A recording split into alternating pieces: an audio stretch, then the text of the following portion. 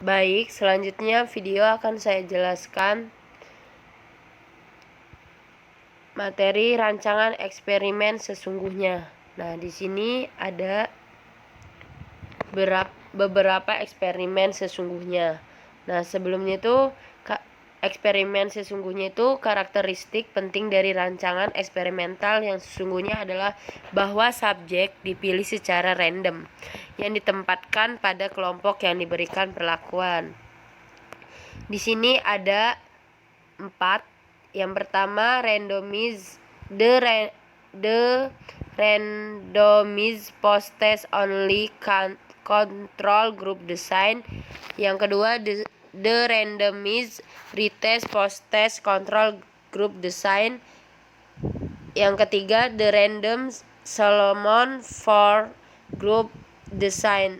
Yang keempat, random assignment with machine. Nah, selanjutnya, the random post test only control group. Nah, rancangan ini melibatkan 2 kelompok yang dipilih secara random. Ya. Nah, satu kelompok menerima perlakuan eksperimental sementara yang lain tidak. Jadi satu kelompok menerima, yang lainnya tidak. Dan kemudian kedua kelompok ini diberikan post-test yang merupakan variabel terikat. Sebuah diagram desain bisa kita lihat seperti ini. Ada trainment grupnya itu ada R, X, sama O. Control grupnya ada R, C, dan O. Selanjutnya, the randomized pretest post-test design. Nah, rancangan ini berbeda dengan post-test only control group design yang hanya dalam penggunaan uji coba. Nah, 2 kelompok subjek diukur atau diamati 2 kali. Nah, yang pertama pengukuran berfungsi sebagai pretest.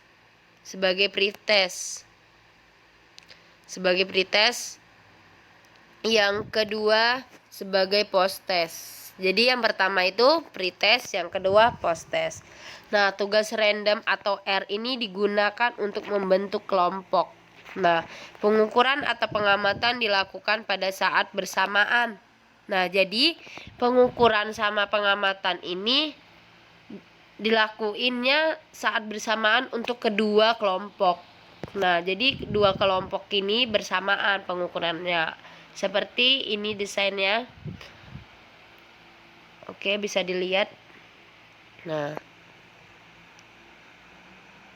selanjutnya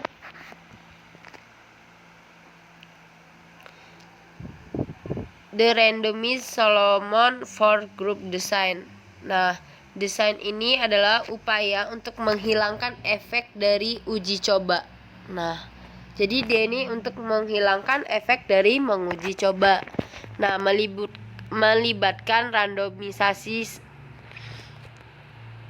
dari subjek untuk 4 kelompok.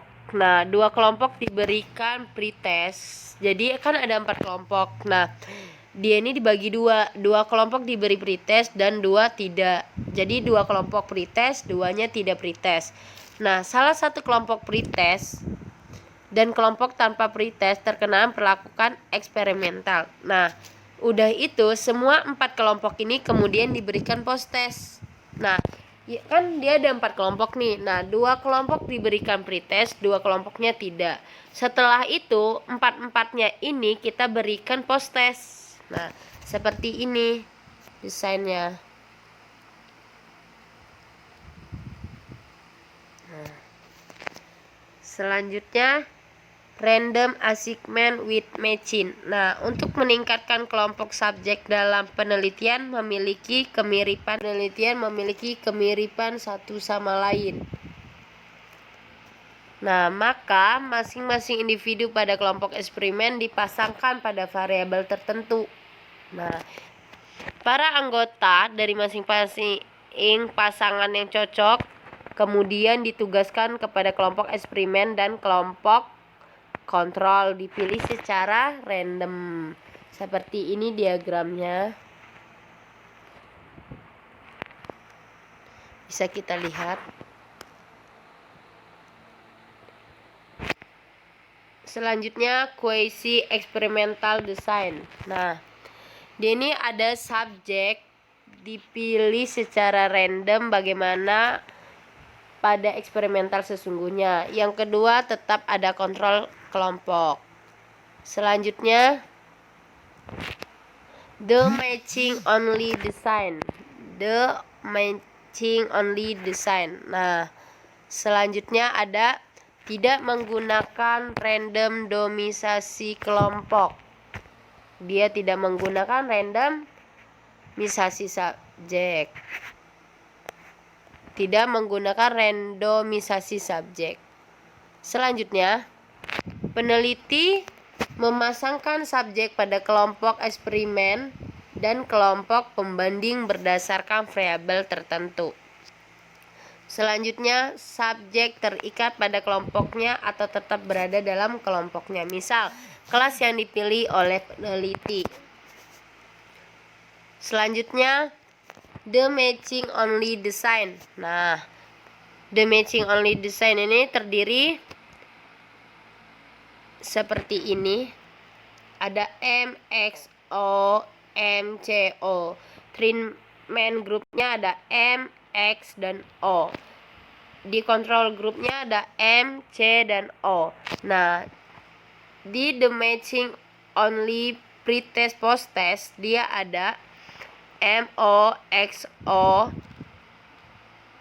Maaf. Control grupnya M, O, C, O. Selanjutnya counterbalance design. Ada. Nah, yang dimaksud rancangan perimbangan yang diberikan menyajikan suatu teknik untuk menyeimbangkan kelompok eksperimen dan kelompok pembanding. Jadi di sini nih rancangan untuk menyimbangkan di mana eksperimen dan di mana pembanding. Oke, selanjutnya setiap kelompok diberi materi yang sama dengan urutan perlakuan berbeda. Jadi semua kelompok mengalami perlakuan tertentu. Selanjutnya counterbalance desainnya itu seperti ini diagramnya. Bisa kita lihat ada X, ada O, ada. Nah, jadi grup 1 itu contoh X1 observasinya, terus X2 observasinya lagi, X3 observasi lagi, terus seperti bawah ini. Nah, bisa kita lihat ada study 1, study 2. Nah, ada week 1 sampai 4 dan week 5 sampai 8. Nah, bisa kita lihat sendiri. Oke, selanjutnya peneliti mengukur efektivitas berbagai perlakuan dengan membandingkan nilai rata-rata posttest tiap perlakuannya. Jadi kita ini counterbalance-nya ini kita membandingkan nilai rata-rata posttestnya mereka. Selanjutnya rancangan ini mengendalikan ancaman karakteristik subjek terhadap validitas internal karena semua kelompok mendapatkan perlakuan yang sama dengan urutan berbeda. Selanjutnya time series design. Maaf jika bahasa Inggrisnya kurang bagus. Rancangan ini melibatkan perlakuan yang berulang atau observasi. Jadi dia ini perlakuannya berulang atau observasinya berulang pada waktu tertentu, baik sebelum maupun sesudah. Selanjutnya, peneliti lebih yakin bahwa perlakuan yang diberikan berpengaruh. Nah, kita ini sebagai peneliti harus lebih yakin kalau yang kita berikan ini berpengaruh apabila dilakukan pretest dan posttest berulang dibandingkan hanya satu kali pretest dan posttest. Jadi kita harus yakin. Selanjutnya seperti ini. Oke, observasi sebelum sama observasi sesudah. Dan X itu perlakuan kita. Nah, selanjutnya Rancangan ini merupakan rancangan yang kuat meskipun memerlukan waktu yang lama. Selanjutnya, jumlah data yang banyak dan waktu relatif lama cukup menyulitkan peneliti dalam memperoleh subjek penelitiannya. Selanjutnya, maka sebabnya itu rancangan ini jarang kita gunakan dalam penelitian pendidikan. Jadi rancangan ini nih susah kita gunakan. Makanya itu jarang penelitian ini sering kita gunakan dalam penelitian pendidikan, khususnya penelitian pendidikan. Factorial design. Rancangan ini menguji sejumlah hubungan dalam penelitian eksperimental. Selanjutnya, nilai penting dalam rancangan ini memungkinkan penelitian untuk menyelidiki interaksi dari suatu variabel bebas yang disebut variabel moderator. Selanjutnya, variabel moderator dapat berubah variabel perlakuan atau karakteristik subjek. Oke. Baik, selanjutnya seperti ini desainnya, diagramnya.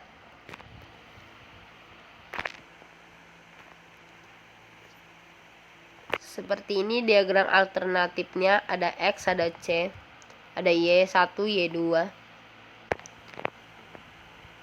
Selanjutnya, tabel tersebut menunjukkan interaksi antara metode pembelajaran dengan ukuran jelas.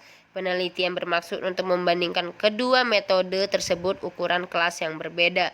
Setelah itu ukuran kelas menjadi variabel moderator. Setelah itu metode pembelajaran merupakan variabel bebas.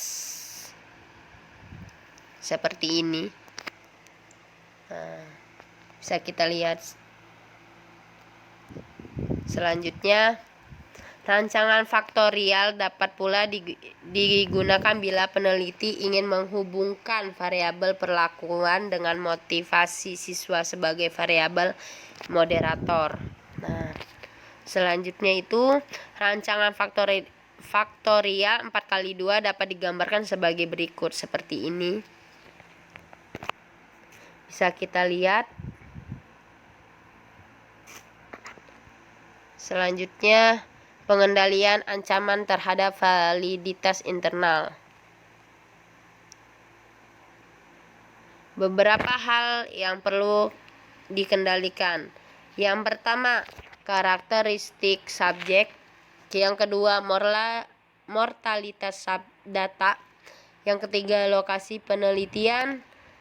Yang keempat, instrumen yang buruk. Kelima, karakteristik pengumpulan data. Keenam, pengumpulan data. Ketujuh, pengujian instrumen. Kedelapan, sejarah atau masa lalu. Yang kesembilan, kematangan subjek. Kesepuluh, sikap subjek kita, yaitu setelah itu regresi. Terakhir, implementasi.